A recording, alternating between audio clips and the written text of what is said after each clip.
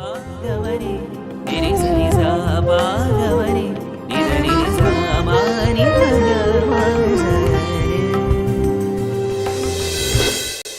the outset, I would like to offer my humble pranams at the lotus feet of our most beloved Bhagwan. Loving Sai Ram and greetings from Prashanthi Nilayam.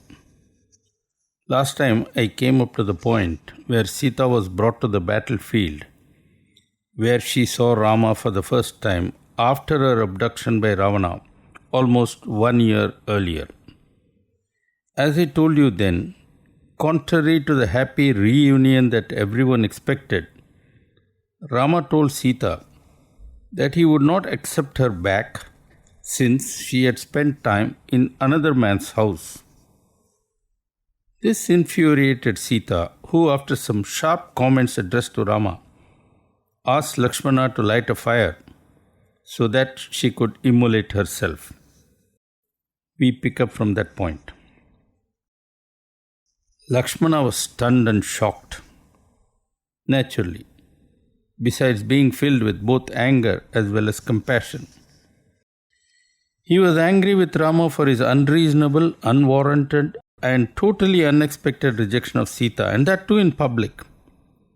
At the same time, he was filled with compassion for Sita, whose abduction was in a sense due to his leaving her alone. He then turned to Rama, expecting him to stop what Sita was trying to do. However, there was not even a trace of a sign from Rama that he had changed his mind. Cheerfully, Lakshmana then prepared the fire and lit it. Head bowed down, Sita went round Rama clockwise and approached the fire. Standing before it, she prayed, O God of fire, inasmuch as I have never faltered in virtue and have never been unfaithful in feelings, thought and word and deed to Rama, a scion of Raghu, it is up to you to protect me, even as I submit myself to you. So saying, Sita went round the fire 3 times in a clockwise direction and boldly entered it. Rama watched gravely and in utter silence, while all the rest cried, lamented and wailed. The women of Lanka, who had come in large numbers to witness a joyous reunion, shrieked in horror, while the denizens of all the 3 worlds were shocked and stunned beyond belief. Up in heaven there were hurried consultations, following which all the devas as well as the others privileged to live there descended in their respective aerial cars, led by Brahma the Creator and Indra the Lord of Heaven. Palms joined in reverence and arms fully lifted up, they said, addressing Rama in one voice, O the one from whom the entire cosmos has emerged, how is it that you appear to be suffering from amnesia? How else can one explain your summary rejection of Sita, verily the mother of the universe, as if she were a mere mortal, and allowing her to immolate herself? Responding to this appeal, Rama said, All I know is that I am Rama, the son of Emperor Dasaratha of the Ikshvaku dynasty. If you want me to know more, let Brahma inform me as to who exactly I am and where from I have come. Brahma then stepped forward and said, O Lord of all there is, pray listen to my humble submission. Verily, you are the Lord Supreme, and it is by your will alone that everything happens in all the 3 worlds, from the smallest to the cosmic level. It is your supreme law that controls space and time, and it is by your grace and will that Indra and all the other devas subsist. Even I, though hailed as the Creator, owe my existence to you. Everything from the tiniest to the mightiest is sustained by you and you alone. Your Lord Vishnu in human form, and Sita is none other than Lakshmi, the consort of Lord Vishnu, who has appeared on earth to play her part in a divine drama that you are now enacting. You assumed the human form and took birth as Rama, mainly to exterminate Ravana. That mission has now been accomplished. We therefore pray that you now return to your celestial abode. Even as Brahma concluded his submission to Rama, Agni, the god of fire, emerged from the pyre, bearing Sita in his arms. Addressing Rama, Agni said, "Lord, here is Sita, totally sinless and absolutely pure. No doubt she was held captive by Ravana, but her thoughts were always on you and you alone. It is therefore appropriate and proper that you immediately accept Sita back totally and fully and not say anything harsh to her." For the first time during this entire ordeal, Rama seemed to relax a bit. In fact, he even smiled gently. Speaking in a soft but deliberate tone, Rama then said, "I was never in doubt about Sita's purity or her steadfast loyalty to me. Nevertheless, I had to be mindful and conscious of my position as the son of Dasaratha and the lineage to which I belong. The world is full of irresponsible people who do not hesitate to cast aspersions without even the slightest evidence. Given my position, I simply cannot brush aside any slur cast on my noble family. The only way to stop all loose talk once and forever was for me to help Sita demonstrate publicly her matchless purity. And that she has done today most admirably. All the three worlds now know that this noble daughter of the great Janaka is totally unsullied and that she is as pure as fire itself. That fact having been established beyond any shadow of doubt, I accept the advice given to me by the Devas and welcome Sita back to resume her life with me." Even as Rama and Sita became reunited at long last, Lord Shiva appeared on the scene and said, "O mighty one with lotus eyes, seated with me in my aerial chariot is your father Dasaratha, now residing in the kingdom of Indra. Greet him along with your younger brother Lakshmana." Rama and Lakshmana looked up, and there was their departed father seated in the aerial car, whom they had last seen 14 years earlier at the time they took leave of him prior to going on exile. Clad in spotless white, Dasaratha, brimming with joy and filled with ecstasy, first made Rama to get into the chariot and then sit on his lap. Folding Rama in a tight embrace, Dasaratha said, "Today I am filled with supreme happiness, the pangs of separation having all faded into the background. No doubt, the cruel words with which Kaikeyi banished you still ring in my ears. However, I am completely rid of sorrow, even as the sun is freed from the morning mist. My child, truly speaking, you are not my son. At last I am able to appreciate the reality that you are none other than the Supreme Lord, incarnated in human form and taking birth in my family for the specific task of exterminating Ravana. Your exile has ended, and you have redeemed your pledge to me in the fullest measure. Go back now to Ayodhya, which eagerly awaits you, and ascend the throne, after which may you rule for a long, long time." To this, Rama replied, "Dearest father, I am indeed beholden to you for your kind words. May I respectfully remind you that when I was about to leave, you disowned both Mother Kaikeyi and dear Bharata. Kindly be gracious, and on this occasion, please do accept them as your own." In response, Dasaratha said, "Amen." Rama then descended from the aerial car of Lord Shiva, after which Dasaratha blessed Lakshmana and Sita, saying kind words to both of them. Thereafter, the aerial car of Shiva rose, carrying Dasaratha back to heaven. It was next the turn of Indra, the god of heaven, to pay his tribute to Rama and express his gratitude for eliminating the terrible scourge named Ravana, after which all the Devas prayed, "Rama, it's now time for you to return to Ayodhya, along with Sita and Lakshmana. Do so, reunite with Bharata, who is pining for you, and on reaching Ayodhya, get yourself consecrated as the new ruler." For days and weeks it had been nothing but bloody battles, death and destruction.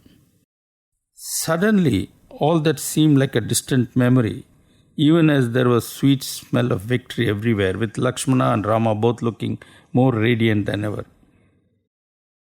The main part of the divine mission having been accomplished, it was now time to look ahead. Thus it was that Rama said to Vibhishana, Bharata is anxiously waiting, and so please examine how we may proceed to Ayodhya as quickly as possible. Vibhishana replied, Rama, be assured that you would be back in Ayodhya very quickly. There is an aerial car named Pushpakam that once belonged to Kubera, from whom it was appropriated by Ravana. It is being prepared to take you back. But meanwhile, may I earnestly pray to you that you spend some time here? I seek this favor and blessing out of my deep love for you. At the same time, I am not compelling you, aware as I am of your various priorities. Deeply touched, Rama replied, Vibhishana, you have helped and honored me in so many ways that I owe you a lot.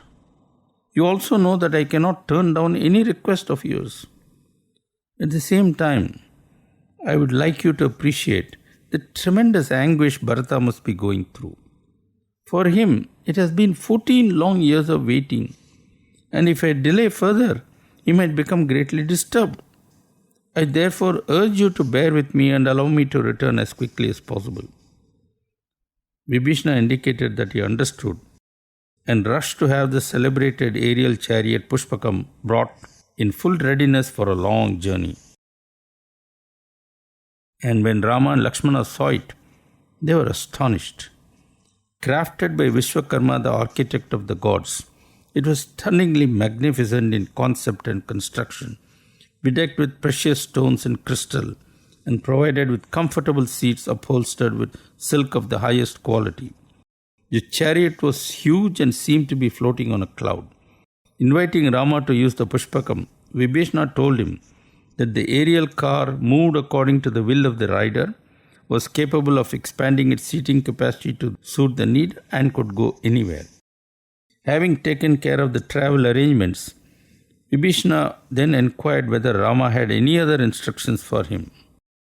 Rama responded affectionately, Vibhishana, every single member of Sugriva's huge army has rendered matchless service to me.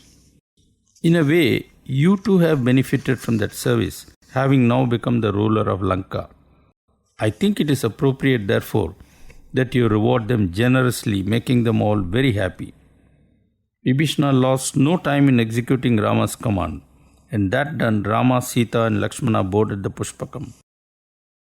Standing in it, Rama addressed the Vanaras and their leader, O Sugriva, gem of a friend, and dear Vanaras, a jewel amongst valiant soldiers. All of you have discharged your obligation most valiantly and loyally. The war is over and the enemy has been vanquished and victory has been achieved.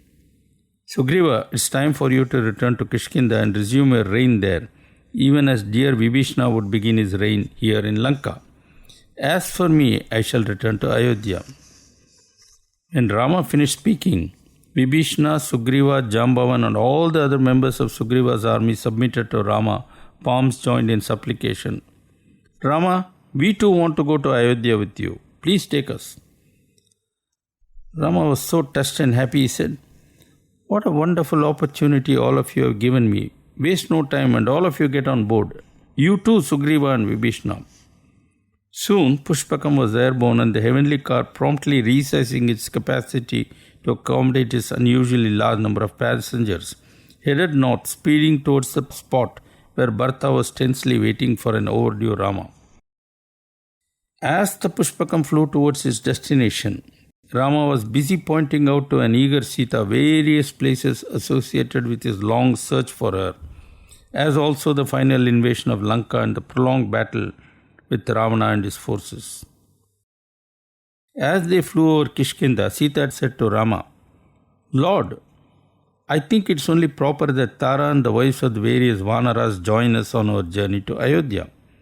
I would like all these women to be with us in Ayodhya and share our joy and victory. Rama readily agreed and Pushpakam made an unscheduled landing in Kishkinda to take on board all whom Sita had wanted to join. Truly it was a gracious and generous gesture, honoring the wives of many who had sacrificed for Rama and his cause.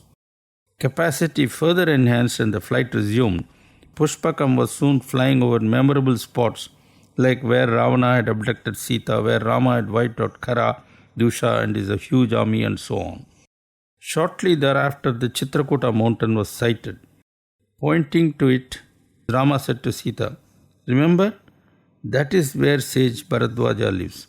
Let us briefly break journey to pay our respects to him." Arriving at Bharadwaja's hermitage, Rama first offered his respects to the sage. Aware that sage Bharadwaja knew what was happening everywhere and at all times, Rama inquired of him as to how Bharata was doing and also about Ayodhya's welfare. In reply, the venerable sage said, "O Divine One, placing your sandals before him, Bharata is constantly meditating on you and busy administering Ayodhya on your behalf. Thanks to his deep commitment to you, all is well in Ayodhya. As for me, I am now in a state of supreme joy, seeing you right here before me, your mission fully accomplished. While you were away in exile, I was able, using the powers I have been blessed with, to keep in touch with all the developments, right from the time Kara and Dusha attacked you to the moment Sita was rescued and you prepared to return to Ayodhya. I now request you to make a brief stay here and accept my hospitality before you leave for Ayodhya." Rama readily agreed and then said, "O sage, I believe that all the trees and forests near Ayodhya have withered and become dry. Please confer your blessing so that the trees are in full bloom and bear fruits, while the forests become lush and green again." Supremely happy to oblige, Bharadwaja smilingly said, "Amen." Shortly thereafter, Rama and his party were airborne again, and as they were travelling, Rama said to Hanuman, "O son of Vayu, I want you to go ahead of us as the advance party and convey to the people of Ayodhya news about my return. While on your way to Ayodhya, you might also inform Guha that I am on my way. And of course, we must not forget dear Bharata, can we? He more than all the others must come to know that my exile is over and that soon I would be with him. Do all these tasks and join us back as soon as you can." With one mighty leap, Hanuman was immediately on his way, and even as he was approaching Ayodhya, he could see Nandigrama, close to which was located Bharata's hermitage. Deciding that this must be his first stop, Hanuman presented himself before Bharata, who, wearing matted hair and looking rather emaciated, was seated before a pair of sandals and lost in worship. Introducing himself as a messenger of Rama, Hanuman said to the desolate-looking prince, "O noble one, the moment has finally arrived for you to shed all your grief and exult in joy." Hanuman then gave a rapid-fire summary of all that had happened since Rama and Bharata parted company so many years ago, adding, "Bharata, it is time for you to rejoice, for Rama would soon be here along with all the others. Get ready for that big event." Bharata was electrified to hear the good news and responded by simply folding Hanuman in a crushing embrace. Bharata then asked his constant shadow Shatrughna to immediately make preparations for the triumphant entry of Rama into Ayodhya.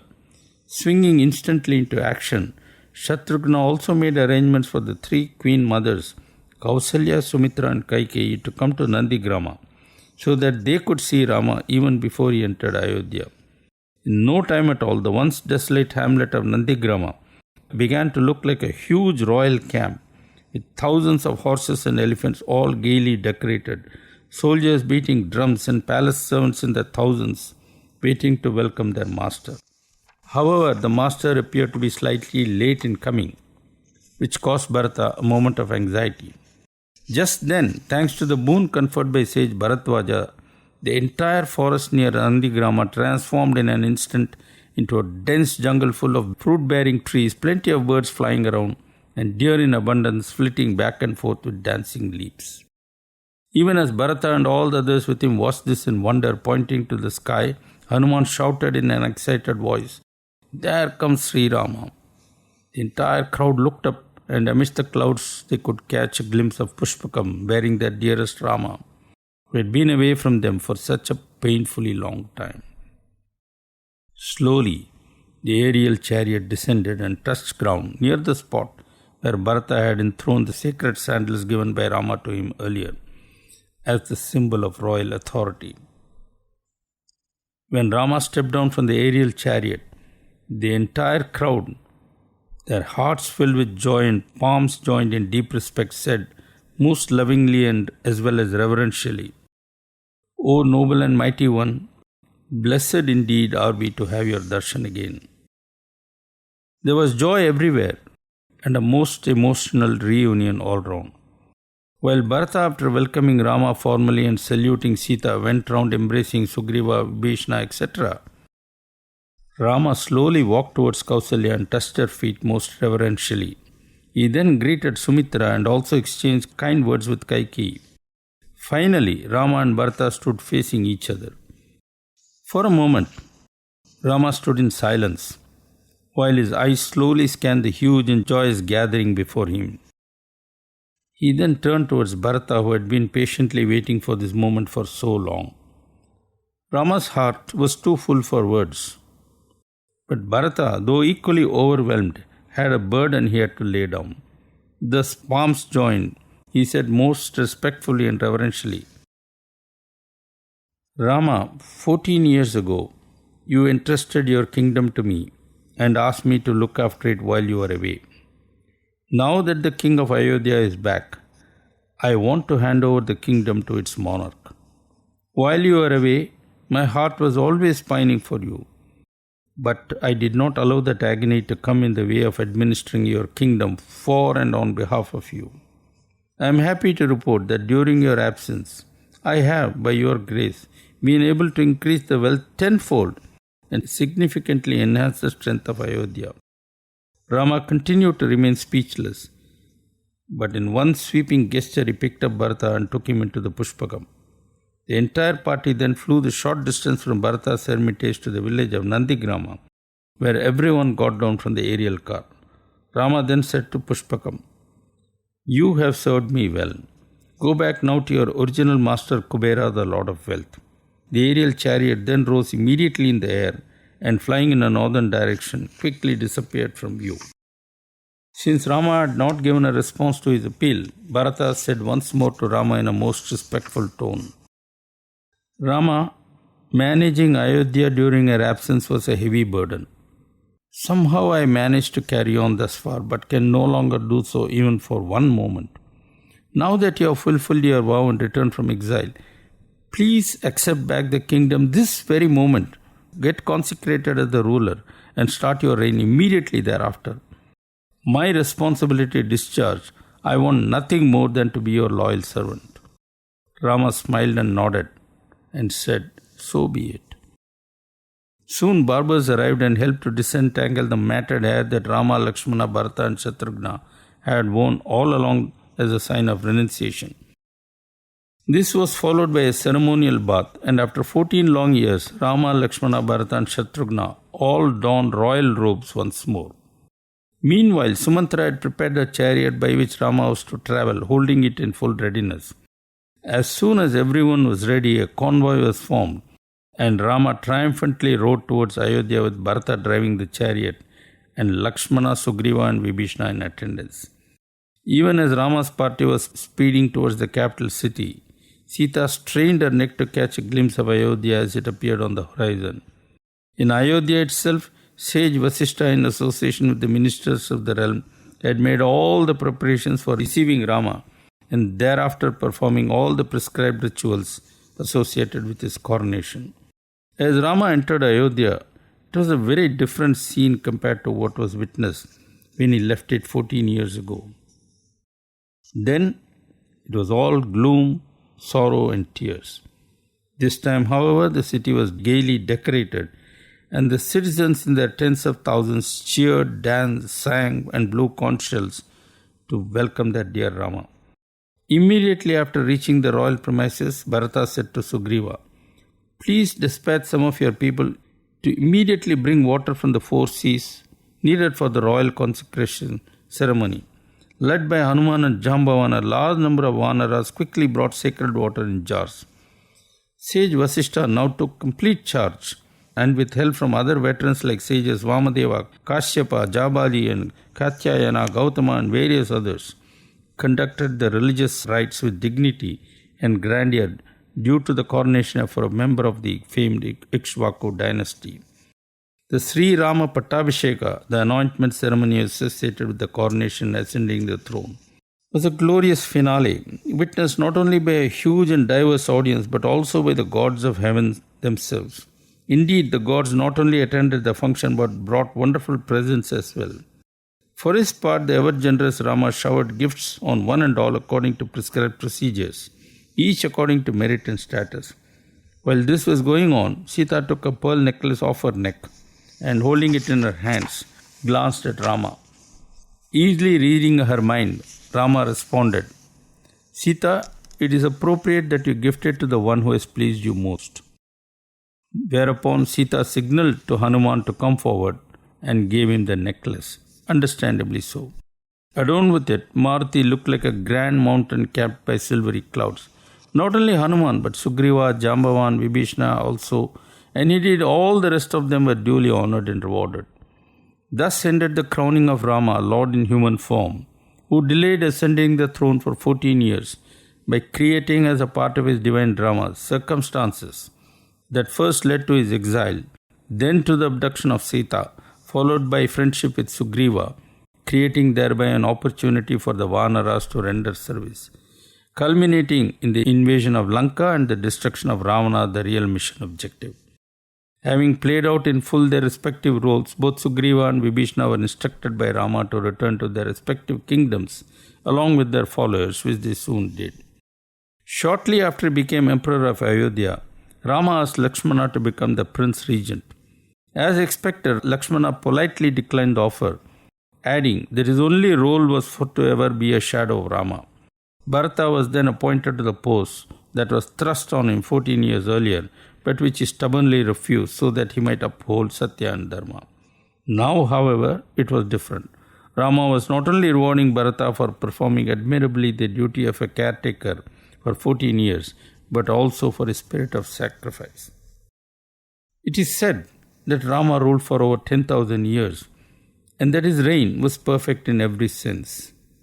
So ideal was his reign that to this day the word Ramaraja is used in India to describe a perfect state or kingdom. It is said and believed that the story of Rama being verily the story of the Lord, anyone anywhere who reads it or even listens to it earns spiritual merit and becomes uplifted.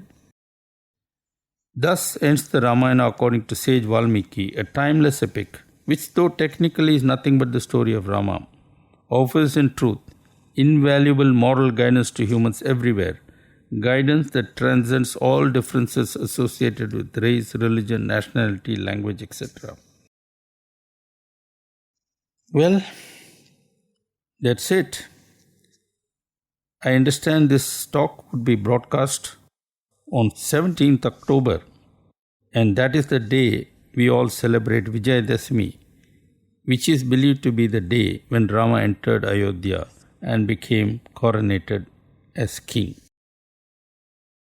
This has been the longest musing series I have done so far, and I am grateful to listeners who have not only written with various comments but also for staying with me and offering much encouragement.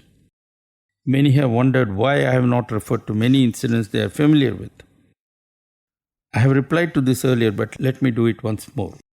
My narration was based entirely on Valmiki's original, and my reason for going back all the way to Valmiki was mainly to arouse sufficient interest in that original work so that at least some people take time off to explore it in depth to know more about the culture and traditions of ancient India. This series arose out of a book that is nearing completion. The book would have two parts, one dealing with Valmiki's narrative and the other explaining why we still need the teachings of Ramayana in this day and age. That is something that is seldom talked about, and I do hope at least some of you would be inquisitive enough to get the book and read that part, especially because it links Ramayana closely to Swami's teachings. I think I shall stop here and take your leave. Thank you again, and God bless you all. With much love, I offer not only this talk but the entire series at the lotus feet of our beloved Swami. ఓం శాంతి శాంతి శాంతి. సమస్త లోక సుఖినో భవంతు. జై సాయి రామ్.